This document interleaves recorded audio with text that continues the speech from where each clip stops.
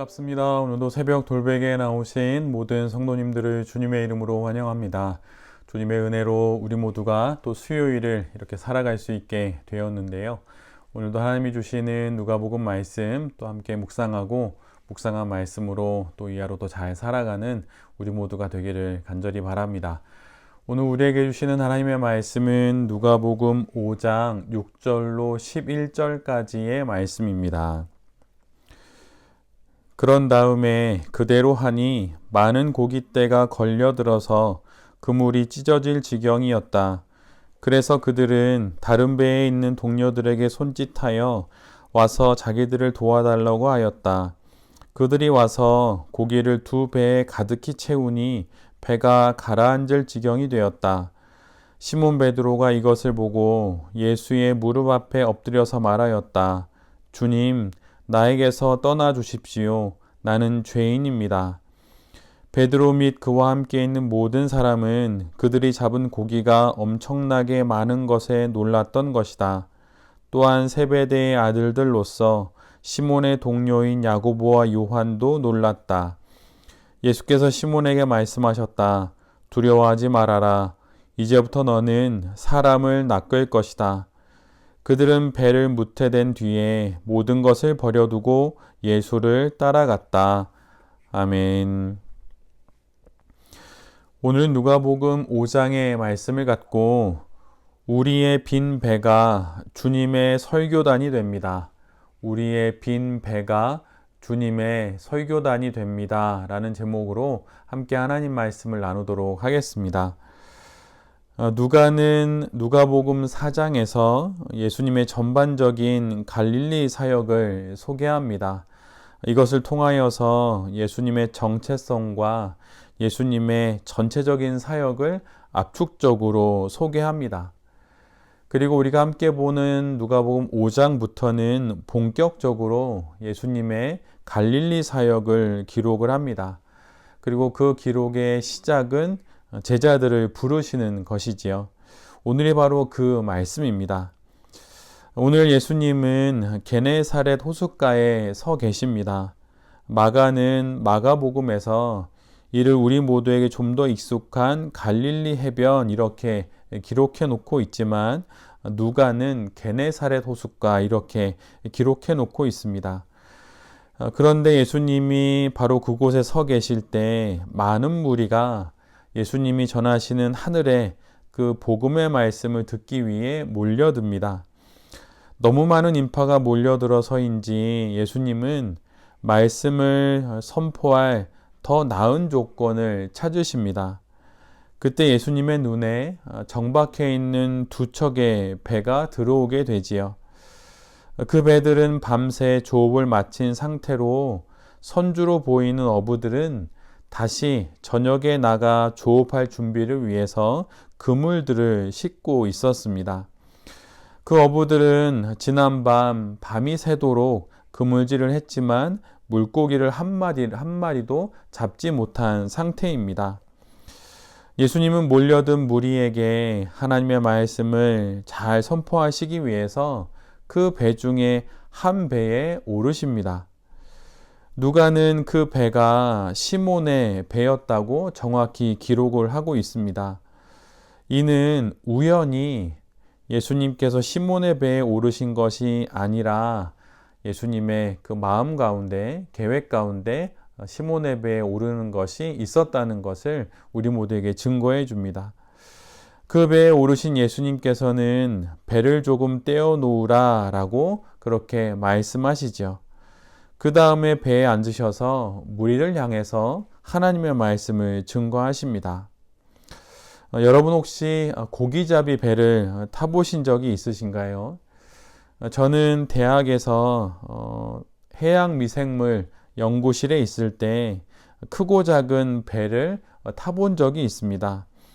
한 번은 낙동강 하구에서 배를 타고 바다에 나가서 시료를 채취하고 실험을 했던 적이 있습니다. 그런데 배를 타면 모든 이들이 알게 되는 것이 하나 있는데 그것은 배에서는 선장의 말이 곧 법이라고 하는 것입니다. 배에서는 선장이 왕입니다. 다른 곳이면 모르지만 배에서만큼은 선장의 말은 곧 법이고 선장은 왕이 됩니다. 배에서는 선장님이 하라는 대로 모두 해야 합니다. 왜 그런 것일까요? 사실 거기에는 몇 가지 이유가 있습니다. 가장 첫 번째는 매우 위험하기 때문이에요. 배에서 가장 많이 신경을 쓰는 것은 다름 아닌 끈입니다. 잘못하여 끈에 다리가 걸리기라도 하면 그대로 그물과 함께 바다에 빨려듭니다. 순식간에 그런 일이 벌어지지요. 그러면 당연히 목숨을 잃는 것은 그런 당연한 일입니다. 그래서 가끔 방송에서 원양어선이나 10여 명 정도의 선원들과 함께 조업하는 그 배에서의 모습을 보면 모든 이들이 선장의 말에 일사불란하게 움직입니다. 왜냐하면 매우 위험하고 곧 생명이 걸린 문제이기 때문이지요. 또 다른 이유는 뱃일에 관한 한 선장보다 더 잘하는 사람이 없기 때문입니다. 젊어서 뱃일을 시작하여 선장이 되기까지 그 과정은 결코 쉽지 않습니다. 변화무쌍한 바다의 모든 상황을 온전히 몸으로 겪어낸 사람만이 선장이 될 수 있습니다. 그래서 고기를 낚는 조업은 전적으로 그 배의 선장의 노하우에 의존합니다. 선장이 그물을 내리라면 내리는 것이요, 거두라면 거두는 것입니다. 출항하자면 출항하는 것이고, 귀향하자면 바로 멈추고 돌아가야 하는 것이지요. 왜냐하면 선장이 배에 관한 한, 고기 잡이에 관한 한 가장 많은 것을 알고 있고 그 선장의 결정에 모든 선원의 생계와 또한 생존이 걸려있기 때문입니다. 그러기에 다른 곳은 모르지만 배 위에서는 선장의 말이 곧 법입니다. 그런데 오늘 본문에 그 배에 예수님이 오르십니다. 그리고 마치 선장이 되신 것처럼 배를 띄우라고 그렇게 말씀하시죠. 생각해보면 이는 참으로 터무니없는 일입니다.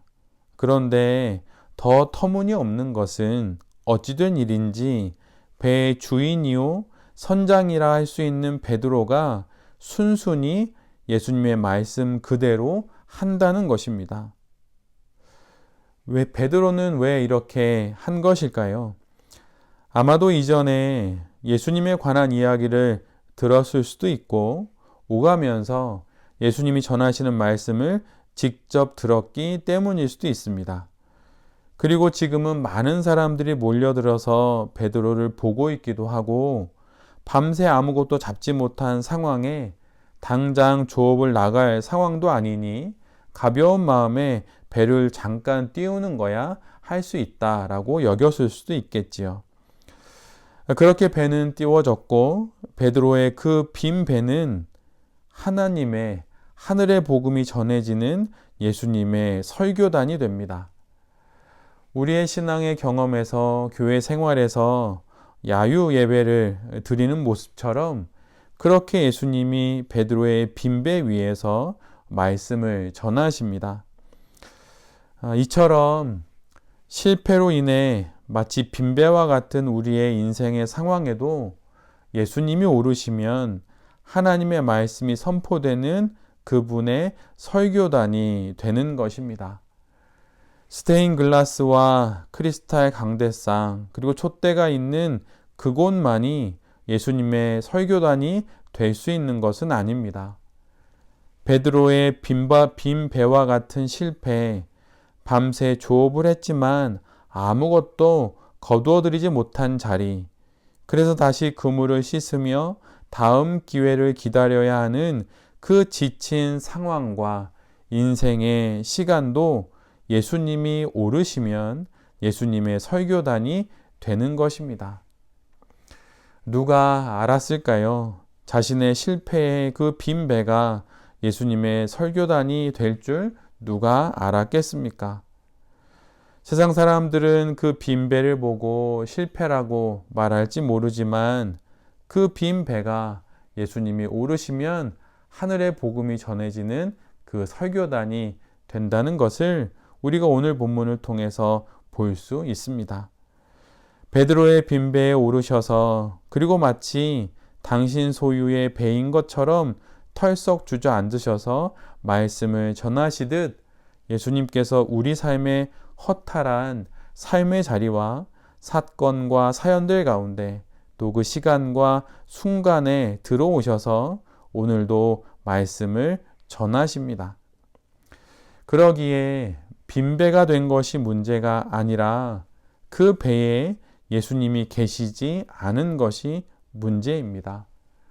나의 빈배에 예수님이 오르셔서 그리고 그 배의 주인이 되셔서 주저앉으시어 하나님의 말씀을 들려주고 계심을 잘 기억하면서 그 말씀에 귀를 기울여 다시 힘내어서 살아가는 우리 모두가 될 수 있기를 간절히 기도합니다.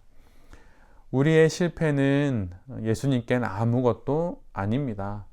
그분에겐 우리의 그 실패의 자리가 말씀을 선포할 수 있는 강대상이 될 수 있다고 하는 것, 이것을 기억하면서 나의 실패에 주목하지 말고 그 실패의 자리에 오르시는 예수님을 바라볼 수 있는 우리 모두가 될 수 있기를 간절히 바랍니다. 오늘 본문의 뒷부분을 보면 몰려든 무리들을 향해서 베드로의 배 위에서 예수님의 말씀이 선포되고 그 예수님의 강론이 끝나게 됩니다. 그러자 이제 예수님은 배의 주인인 시몬을 향하여서 하나님의 말씀을 전하십니다. 그 말씀은 이것이지요. 깊은 데로 나가 그물을 내려서 고기를 잡아라. 시몬과 동료들은 갈릴리 호수 물길을 속속들이 알고 있고 고기잡이가 그들의 평생의 직업이었습니다. 베테랑 중에 베테랑인 것이죠. 사실 조업도 다 때가 있습니다. 아무 때나 그물을 내린다고 고기를 잡을 수 있는 것이 아니지요. 물고기들의 움직임과 날씨와 시간, 이 여러 조건들을 고려하여서 최적의 때를 읽어낼 수 있는 충분한 경험과 노하우가 필요한 일입니다. 이것은 심심풀이 여가를 즐기듯 하는 낚시가 아닌 것이지요. 바닷일에 관한 한 산전수전, 공중전을 다 거친 자가 바로 베드로입니다. 그런데 뱃일과는 거리가 먼, 말하자면 샌님 같은 젊은이라고 할 수 있는, 사실은 목수일을 하셨던 예수님이 갑자기 무리를 끌고 나타나 일을 방해하더니 이제는 저녁 고기잡이를 위해 정비를 마친 그물을 다시 내려서 물고기를 잡으라고 말하니 어이가 없는 노릇입니다. 어부는 어부의 일을, 목수는 목수의 일을 잘하는 법이지요. 그런데 예수님의 이 말씀을 들은 베드로는 예수님께 이렇게 대답합니다. 오늘 본문 5절의 말씀인데요. 선생님, 우리가 밤새도록 애를 썼으나 아무것도 잡지 못했습니다. 그러나 선생님의 말씀을 따라 그물을 내리겠습니다. 여러분은 베드로의 이 말을 듣고 자연스럽다 이렇게 생각이 되십니까? 사실 베드로의 이 말은 좀 어색합니다. 그리고 드라마 바이블처럼 성경을 낭독해 주는 것을 들어보면 이 어색함은 더 잘 드러납니다. 오히려 베드로는 이렇게 말하는 것이 더 문맥상 자연스럽습니다. 선생님, 우리가 밤새도록 애를 썼으나 아무것도 잡지 못했습니다. 그래서 선생님의 말씀을 따라 그물을 내릴 수는 없겠습니다.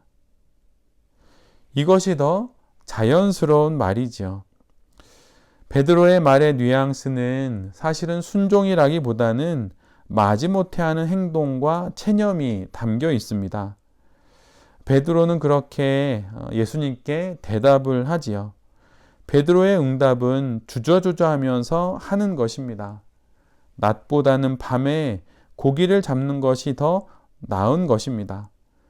지금 시몬과 동료들은 그렇게 밤새 고기잡이를 했고 아무것도 낚지 못하여서 지친 상태이고, 또한 행여라도 그물이 망가지면 큰 손해를 입을 수도 있습니다. 지금 예수님의 말씀은 마치 숙련된 미슐랭 3스타 셰프에게 칼 좀 빌려달라고 그렇게 말하는 격이 되는 것입니다.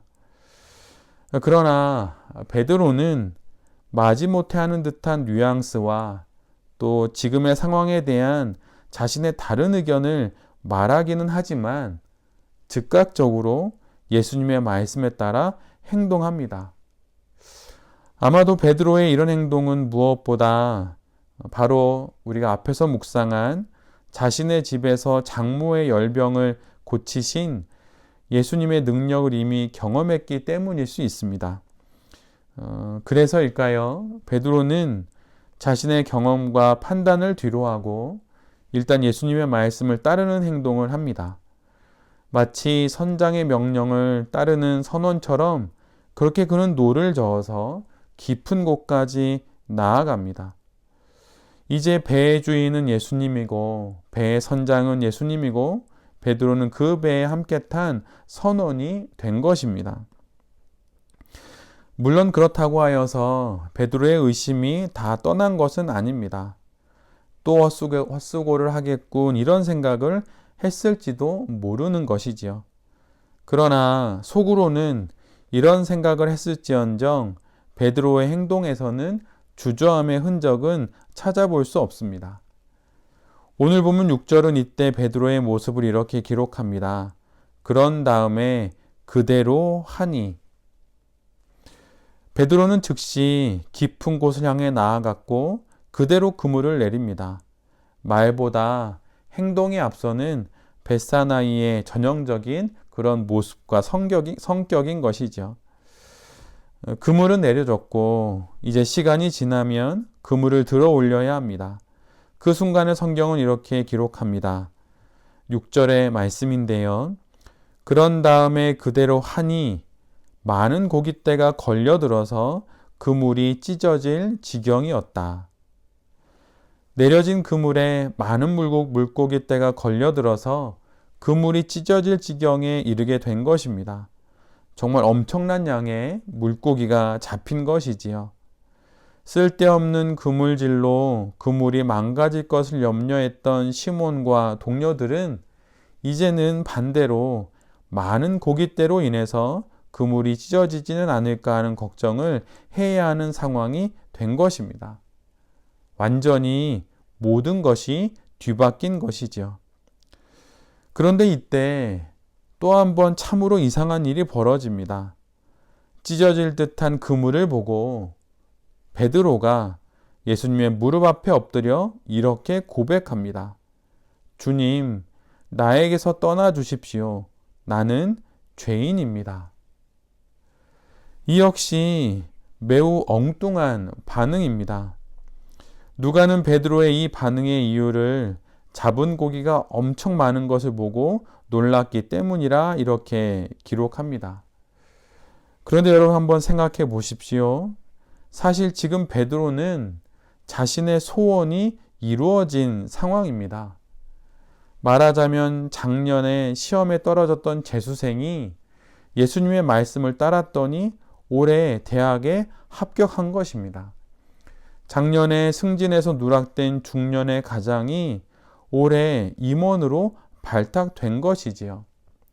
그러면 무엇이라고 말해야 하겠습니까? 나는 죄인입니다 라고 할 것이 아니라 주님 감사합니다 라고 하는 것이 맞는 말일 것입니다. 감사헌금을 드리고 주님을 찬양해야 하는 것, 해야 하지 않을까요? 주님 붙여주셔서 감사합니다. 주님 승진시켜 주셔서 감사합니다. 이렇게 말하는 것이 더 맞을 것입니다. 베드로의 경우라면 밤새 수고하여 아무것도 잡지 못했는데 우리의 이 실수와 실패를 이렇게 회복시켜 주시니 감사합니다. 주님 감사합니다라고 고백해야 할 것입니다. 그런데 베드로는 그물에 가득 찬 물고기를 보고 회개를 합니다. 앞에서 나눈 것처럼 베드로는 예수님의 말을 믿지 않았습니다. 그의 예수님을 향한 믿음의 그물에는 물고기가 한 마리도 없었던 것이죠. 그런데 그렇게 텅 빈 그물을 예수님께서 물고기로 채우시면서 예수님의 그리스도 되심을 보여주신 것입니다. 그제야 비로소 베드로는 자신의 믿음 없음을 깨닫고 예수님께 죄인이라고 고백하며 회개하게 된 것입니다. 장모의 열병이 고쳐지는 것을 보아도 자신의 배 위에서 선포되는 하나님의 말씀을 바로 곁에서 들어도 믿지 못했던 베드로가 자신이 가장 잘 알고 잘한다 여겼던 뱃일을 통해 비로소 깨어지게 된 것입니다. 예수님의 그리스도 되심을 믿지 못한 베드로의 영혼이 깨지면서 결국 예수님의 무릎 앞에 엎드리게 된 것이지요. 이렇게 베드로의 영혼이 깨어지자 바로 이때 예수님께서 베드로를 향해 이렇게 말씀하십니다. 두려워하지 말아라. 이제부터 너는 사람을 낚을 것이다. 원문을 직역하면 이 말은 사람들의 어부가 될 것이다 라고 하는 뜻입니다. 누가 사람들의 어부가 될 수 있는 것입니까? 그는 자신이 예수님의 구원의 그물에 걸린 한 마리 물고기가 되어본 사람이어야 하는 것입니다. 지금 예수님은 빈 그물을 던져 무엇을 건져 올리신 것일까요? 물고기가 아니라 바로 베드로를 건지신 것입니다. 베드로가 예수님이 던지신 구원의 그물에 잡힌 한 마리 물고기가 된 것입니다. 그래서 베드로는 회개하였던 것이고 그는 구원을 받게 된 것이며 결국 예수 그리스도의 제자가 된 것입니다. 사도가 되고 제자가 될 수 있는 사람, 참된 그리스도인이 될 수 있는 사람, 사람을 낚는 어부가 될 수 있는 사람은 예수님의 그물에 걸린 물고기가 되어본 사람인 것입니다. 그것도 자신이 가장 잘하고 가장 잘 알고 있다는 바로 그 일을 통하여서 예수님의 그 그물에 걸려 물고기가 되어본 사람, 그 사람만이 예수님의 말씀처럼 사람을 낚는 어부가 될 수 있는 것입니다.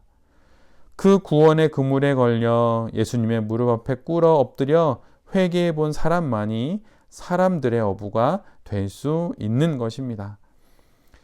나의 실패, 그 빈 배가 예수님이 오르심으로 예수님의 설교단이 되었듯 고기로 가득 찬 배 역시 예수님의 설교단이 되는 것을 우리 모두가 오늘 보게 되는 것입니다.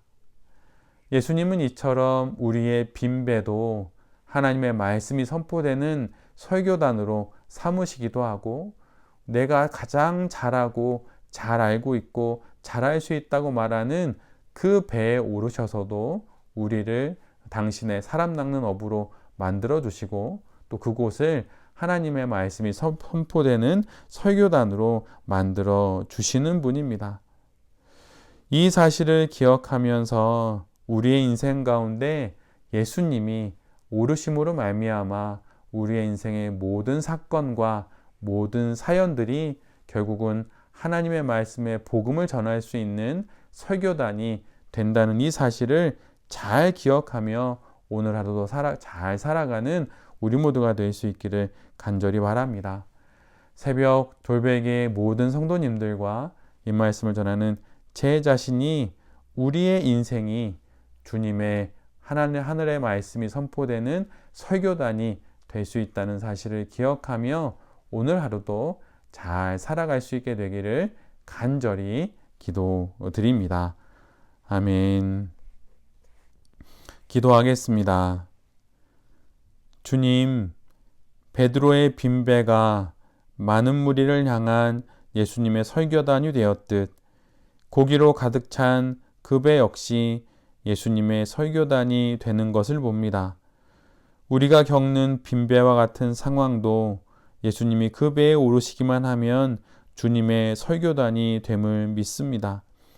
물고기로 가득 찬 그물로 인해 배가 잠길 듯한 때를 맞이할 때면 소원의 성취로 기뻐할 것이 아니라 우리의 믿음 없음을 돌아보며 회개함으로 그때 우리의 형통도 우리의 인생도 하나님의 말씀이 선포되는 기회가 될 수 있음을 기억하게 하여 주시옵소서. 이 사실을 기억하며 우리 인생의 모든 경우에도 오직 예수님이 오르시는 배와 같은 그런 인생이 될 수 있음을 믿고 날마다의 그 모든 시간들을 잘 살아내는 우리 모두가 되게 하여 주시옵소서. 오늘도 우리에게 주신 이 말씀을 붙잡고 이 하루를 살아가기를 원합니다. 주님, 우리의 인생에 오르셔서 우리의 인생을 주의 설교단으로 삼아 주시옵소서. 이 모든 말씀 예수 그리스도의 이름으로 기도드립니다. 아멘.